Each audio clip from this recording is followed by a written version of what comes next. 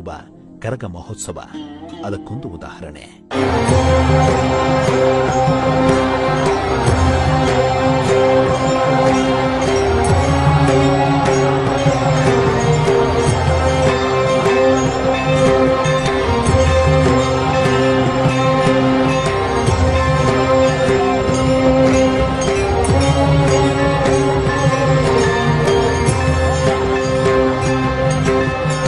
ನಿಮಗೆಲ್ಲ ಗೊತ್ತಿರಲಿ, ಮೈಸೂರು ದಸರಾವನ್ನ ಹೊರತುಪಡಿಸಿದ್ರೆ ರಾಜ್ಯದಲ್ಲಿ ಅತ್ಯಂತ ಸಂಭ್ರಮದಿಂದ ಆಚರಿಸಲಾಗುವ ಉತ್ಸವ ಕರಗ ಮಾತ್ರ.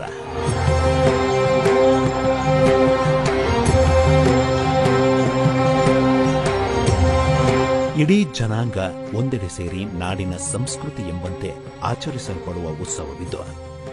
ಕರಗ ತಿಗಳರ ಪವಿತ್ರ ಉತ್ಸವ. ಆ ಉತ್ಸವಕ್ಕೆ ಎಲ್ಲ ಜಾತಿ ಜನಾಂಗದವರಿಗೂ ಆಹ್ವಾನವಿರುತ್ತೆ. ಆ ಮೂಲಕ ಕರಗ ಉತ್ಸವವನ್ನ ಭ್ರಾತೃತ್ವ ಭಾವನೆ ಬೆಳೆಸುವ ಉತ್ಸವವಾಗಿ ಸಂಭ್ರಮದಿಂದ ಆಚರಿಸಲಾಗುತ್ತೆ. ತಿಗಳ ಜನಾಂಗದ ಈ ಸಹೋದರತ್ವ ಭಾವನೆಯನ್ನ ಮೈಸೂರು ಮಹಾರಾಜರು ಕೂಡ ಹಾಡಿ ಹೊಗಳಿದ್ದಾರೆ. 1811ರಲ್ಲಿ ಸ್ವತಃ ಮುಮ್ಮಡಿ ಕೃಷ್ಣರಾಜ ಒಡೆಯರ್ ಅವರೇ ಆಸಕ್ತಿಯಿಂದ ಧರ್ಮರಾಯ ಸ್ವಾಮಿ ದೇಗುಲಕ್ಕೆ ಭೇಟಿ ನೀಡಿದ್ದರು. ತಿಗಳ ಸಮಾಜದ ಸಂಸ್ಕೃತಿಯನ್ನ ಮೆಚ್ಚಿ ಸಂಸ್ಕೃತಿಯನ್ನ ಬೆಳೆಸಲು ಪ್ರೋತ್ಸಾಹಿಸಿದ್ರು. ತಿಗಳ ಜನಾಂಗ ಕರ್ನಾಟಕಕ್ಕೆ ಬಂದ ಬಗ್ಗೆ ಹಲವಾರು ಗೊಂದಲಗಳಿವೆ.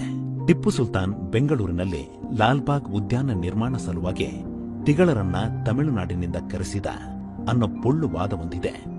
ಆದರೆ 14 ಮತ್ತು 15ನೇ ಶತಮಾನದಲ್ಲಿ ಸ್ವತಃ ನಾಡಪ್ರಭು ಕೆಂಪೇಗೌಡರು ತಿಗಳ ಜನಾಂಗವನ್ನ ಅತ್ಯಂತ ಪ್ರೀತಿಯಿಂದ ಕಂಡಿದ್ದಾರೆ. ಅಲಸೂರುಪೇಟೆ, ತಿಗಳರಪೇಟೆ, ಕುಂಬಾರಪೇಟೆ, ನಗರ್ತಪೇಟೆ ಹೀಗೆ ಒಂದು ಸಮುದಾಯಕ್ಕೆ ಅನುಗುಣವಾಗಿ ಪ್ರದೇಶಗಳನ್ನ ಹೆಸರಿಸಲಾಗಿತ್ತು. ತಿಗಳರ ಮೇಲಿನ ಗೌರವದಿಂದಲೇ ಅವರು ಬೆಂಗಳೂರಿನ ಪ್ರತಿಷ್ಠಿತ ಪ್ರದೇಶಕ್ಕೆ ತಿಗಳರ ಪೇಟೆ ಅನ್ನೋ ಹೆಸರಿಟ್ಟಿದ್ದಾರೆ. ಅರ್ಥಾತ್ ಟಿಪ್ಪು ಸುಲ್ತಾನ್ಗೂ ಮೊದಲೇ ತಿಗಳರು ಬೆಂಗಳೂರಿನಲ್ಲಿ ನೆಲೆಯೂರಿದ್ದರು ಅನ್ನೋದು ಇದರಿಂದ ಸಾಬೀತಾಗುತ್ತೆ.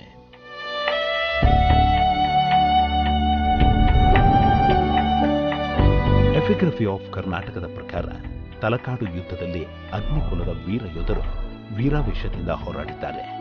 ಇದಕ್ಕೆ ಸಂಬಂಧಿಸಿದಂತೆ ತುಮಕೂರಿನ ಗುಬ್ಬಿ ಬಳಿಯಲ್ಲಿ ಸಿಕ್ಕಿರುವ ಶಾಸನವೊಂದು ಸಾಕ್ಷಿ ನುಡಿಯುತ್ತೆ. ಮೂಲಗಳ ಪ್ರಕಾರ ಚಾಲುಕ್ಯರ ಕಾಲದಲ್ಲಿ ತಿಗಳ ಜನಾಂಗ ಕರ್ನಾಟಕಕ್ಕೆ ವಲಸೆ ಬರುತ್ತೆ. ಅಲ್ಲಿಂದ ಚೋಳರು, ಚೇರರು